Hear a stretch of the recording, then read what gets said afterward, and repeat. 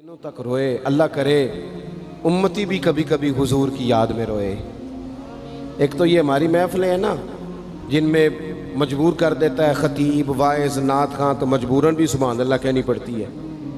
کاش کبھی گھر میں بیٹھے بیٹھے بھی دل کرے اور ہم کسی نعت خواں کے دروازے پہ اسپیشل جا کے دستک دیں اور اسے کہیں دل بڑا پریشان ہے، مدینے والے کی کوئی نعت تو سنا۔ کبھی ایسا بھی ہونا کہ گھر میں پیسے نہ ملنے پہ تو ٹینشن ہوتی ہے اور کوئی مقدمہ آ جائے تو پریشانی ہوتی ہے، لڑائی ہو جائے تو ہوتی ہے۔ کبھی یوں بھی تو ہونا رات کو ابا جی رو رہے ہوں بستر پہ اور بڑا رو رہے ہوں اور تڑپ کے رو رہے ہوں، بچے آ کے اماں سے پوچھیں کیا مسئلہ ہے ہمارے ابا کو، کوئی پریشانی ہے، کوئی ڈاکٹر کو بلائیں، کوئی دکھ ہے؟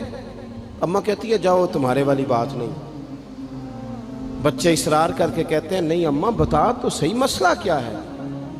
تو اماں ٹھنڈی آہ بھر کے کہتی ہے پتر تمہارے باپ کو نا نبی پاک کا مدینہ یاد آتا ہے، جنوں ویکھ کے ٹھردیاں اکھیاں نے تے جنوں ویکھ کے ٹھردا سینہ ہے، ربا تیری ساری خدائی چ ایک ہی تے شہر مدینہ ہے۔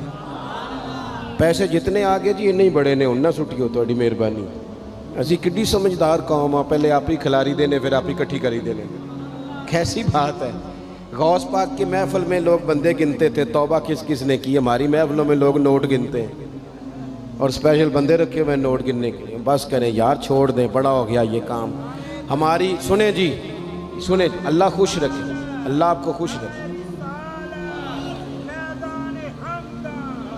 اور میرے بھائی اللہ جزات، سنیں ہمیں جو کچھ دین نے دے دیا ہے وہ ہماری اوقات سے پہلے ہی بڑا زیادہ ہے، تو یہ نوٹ چھوڑ تو یہ تو بات ہی پیچھے رہ گئی ہے۔ سانو تخت ہزارے دی لوڑ کی ہے، نالے کی لگے شہر بمول دے نال، اسی اپنی بال کے سیکنے ہیں، سانو کی لگے کسی اور دے نال۔ یہ چھوڑ دیں یہ کام، یہ کوئی اتنا مناسب نہیں لگتا۔ اللہ جزائے خیر دے۔ آپ توجہ کریں کہ عرض کر رہا ہوں تو شدید حضور سید عالم صلی اللہ علیہ وسلم رو رہے ہیں آزمائش میں، امت کی آزمائش کو دیکھ کر حضور رو رہے ہیں کہ امت آزمائش میں۔ حضرت جبریل نے جا کے عرض کی یا رسول اللہ وہ جو خاص حساسیت ہے نا حضور کی طبیعت میں امت کے حق میں، اس کے لیے حضور رو رہے ہیں۔ تو رب کریم نے کیا پیغام دیا؟ کہا کہہ دو محبوب سے جا کے وَلَسَوْفَ يُعْطِيكَ رَبُّكَ فَتَرْضَىٰ، محبوب رب آپ کو اتنا دے گا کہ آپ اپنے رب سے راضی ہو جائیں گے، راضی کیا جائے گا امت کے حق میں۔ اور حضور فرمانے لگے جب تک ساری امت جنت میں نہیں جائے گی میں نے راضی نہیں ہونا۔ حضور کا یہ رشتہ حساسیت، چونکہ ہمارے پاس تو اب ہم بعض دفعہ لگتا ہے کہ زیادہ عالم ہو گئے لوگ، تو ہماری دیواروں پر نا، اسکولوں کی دیواروں پر انگریزوں کے قول بھی اب لکھے ہوئے ہیں، تو کئی دفعہ پوچھنے کو دل کرتا ہے انتظامیہ سے کہ حدیثیں ساری یاد ہو گئی ہیں بچوں کو، جو تمہیں اب قولوں کی ضرورت پڑ گئی وہ بھی غیروں کے اقوال تک تم آ گئے ہو۔ اس قوم کو تم نے حضور کے فرامین سارے سنا لیے۔ او خدا کے بندو، حضور نے تو اتنا حساس کر کے یہ رشتہ بتایا ہے کہ باریک باریک نقطے بھی سمجھائے، یہ کام نہ کرنا دوزخ میں چلے جاؤ، یہ کام کرنا تمہارا فائدہ، ایک ایک بات کھول کے بیان کی۔ امت کے پاس ٹائم ہی نہیں ہے حدیثیں پڑھنے کا، وقت ہی نہیں ہے۔ ہمارا تو مزاج بن گیا نقطے سننے سنانے کا، نقطے۔ وہ ہمارا نقیب محفل اسٹیج پہ بھاگ کے ادھر جاتا ہے، پھر بھاگ کے ادھر آ جاتا ہے۔ وہ کیوں لگا کہتا میں جملہ دین لگا۔ او خدا کے بندے تو جملہ رہن دیکھا، تو کوئی آیت دے، تو کوئی حدیث پاک پڑھ۔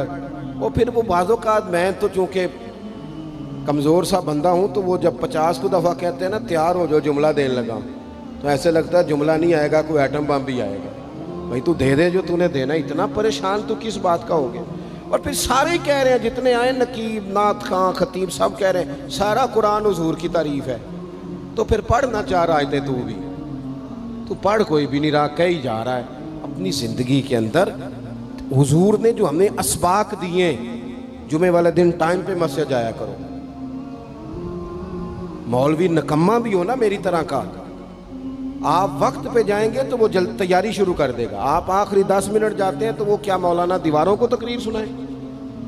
تیاری کریں، حضور کے فرامین سنیں، اور نبی پاک صلی اللہ علیہ وسلم نے جہاں جہاں ہمیں اسباق پڑھائے ہیں وہ اس رشتے کی حساسیت کو دیکھیں۔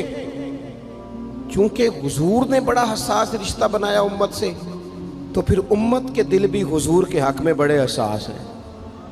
اپنے مزاج کے لحاظ سے نا نرم طبیعت کے آدمی حضرت صدیق اکبر۔